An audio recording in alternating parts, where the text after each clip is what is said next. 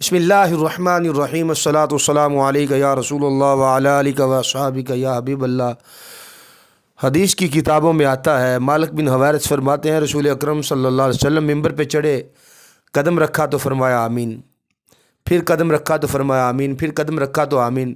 کہا حضور کیا وجہ ہے؟ فرمایا جبریل امین تشریف لائے اور یہ کہا کہ اس بندے کی ناک خاک آلود ہو، یا دوسری روایت میں ہے کہ انہوں نے کہا کہ وہ بندہ کہ جس نے رمضان شریف کا مہینہ پایا اور پھر اس میں رمضان کی برکت سے رمضان میں ذکر و اذکار کر کے مفہوم حدیث یہ بنتا ہے کہ اللہ تعالیٰ سے اپنی بخشش نہ کروائی، تو میں نے آمین کہا۔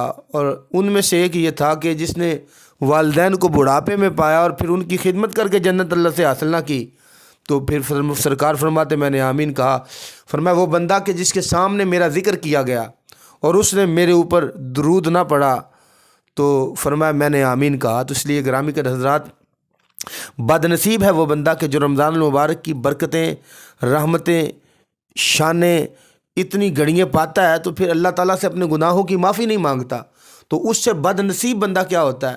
ہو سکتا ہے کہ جس نے سارا رمضان کھیل کود میں گزار دیا، رمضان آتا رہا لوگ قرآن پڑھتے رہے، یہ گلیوں میں پھرتا رہا، رمضان آتا رہا یہ رات کو فٹ بال کھیلتا رہا، رات کو چڑی چھکا کھیلتا رہا، موبائل پہ گیمیں کھیلتا رہا، اس کو پتہ بھی نہ چلا رمضان گزر گیا۔